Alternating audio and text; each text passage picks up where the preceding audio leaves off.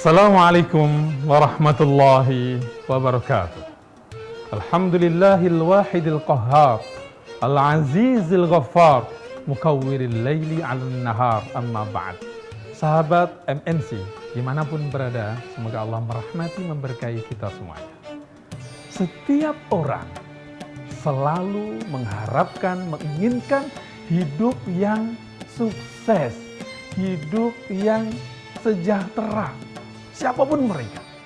Nah, sebagai pribadi muslim dan mukmin, kita tidak hanya ingin sejahtera doang, tetapi kesejahteraan, kekayaan, keberlimpahan yang diliputi oleh keberkahan.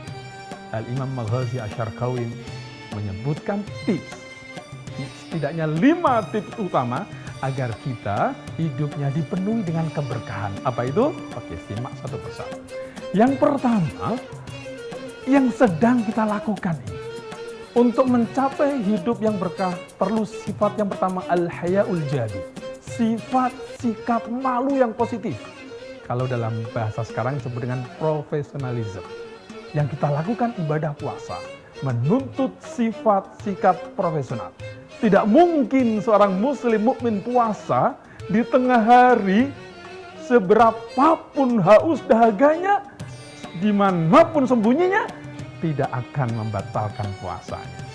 Profesionalisme seperti ini kalau kemudian kita lakukan di semua lini kehidupan, hakul yakin keberkahan ada pada setiap langkah kita, setiap gerak kita, dimanapun kita berada. Itu yang pertama, sikap profesional, al-hayaul jadi. Yang kedua, untuk mengantarkan kita kepada keberkahan hidup, yang kedua adalah menata hati, senantiasa bersyukur kepada Allah Subhanahu wa Ta'ala. Bersyukur, orang sekarang menyebutkan adalah mencintai profesinya. Kalau orang sudah cinta dengan profesinya, pagi, siang, malam dia lakukan dengan sepenuh hatinya. Dia lakukan dengan sungguh-sungguh. Apapun yang terjadi karena kecintaannya kepada pekerjaannya. Menata hati, selalu bersyukur kepada Allah. Ini yang disampaikan baginda Rasulullah, ajaban li amril mu'min. Sungguh mengherankan ketika orang itu beriman, apapun yang dia alami, dia bisa bersyukur, dia bisa menerima dengan baik, baginya pahala yang berlipat ganda. Keberkahan ada kepada mereka yang mampu manage hatinya, selalu bersyukur kepada Allah. Yang ketiga dilanjutkan dengan mampu bertutur kata yang santun. Kalau berbicara yang kasar, kagak perlu belajar. Semua orang mah bisa, tidak perlu sarjana. Naik ke panggung, caci maki, mudah sekali. Tetapi bertutur kata yang santun perlu belajar. Allah sebutkan dalam Al-Quran, a'udzubillahi minasyaitonirrajim, qaulun ma'rufun wa maghfiratun khairun min shadaqati yatsba'uha adza wallahu ghaniyyun halim. Allah yang maha kaya, ghaniyyun halim, yang maha kasih sayang, menyatakan, apa pernyataannya? Qaulun ma'ruf, tutur kata yang santun, lebih baik daripada pemberian, tetapi setelah memberi ada caci maki. Misalkan nih, kita punya langganan, tiap hari datang ke rumah, kita kasih nih 5.000. Suatu ketika kita bad mood, suasana nggak nyaman. Kalau orang nggak nyaman, yang kena di depannya kena semuanya, yang datang pas langganan itu. Kemudian dikasihnya, nih gue kasih lu 100.000, tapi jangan lihat lagi, aku nggak mau lihat muka kamu 1 bulan ke depan ya, bulan berikutnya baru datang ya. Ini ngasih paling banyak, tetapi justru tidak ada artinya. Makanya, tutur kata yang baik, maaf ya hari ini, mungkin besok lagi datang bisa ya. Melakukan seperti ini, memaksa lisan untuk berkata baik, perlu latihan.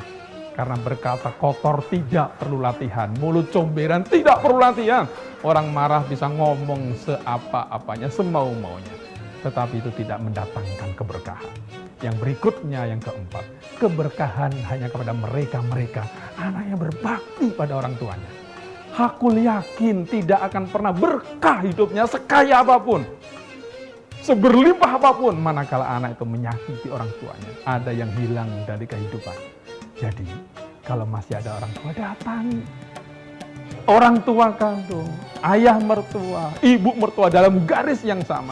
Datangi, minta restunya, insya Allah hidup Anda akan berkah. Dan yang terakhir, mencapai hidup berkah adalah orang-orang yang qanaah. Apa sih qanaah itu? Qanaah bahasa Arab tidak hanya mengandung 3 unsur. Adalah as-sabru, at-tafa'ul, dan adamu tasya'um. Sabar, menghadapi kenyataan, tidak putus asa, menghilangkan rasa pesimis, dan tetap optimis dengan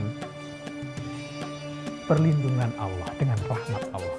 Demikian sedikit 5 tips untuk menjadi hidup yang berkah. Semoga bermanfaat. Demikian sahabat-sahabat MNC dimanapun berada, semoga Allah merahmati kita.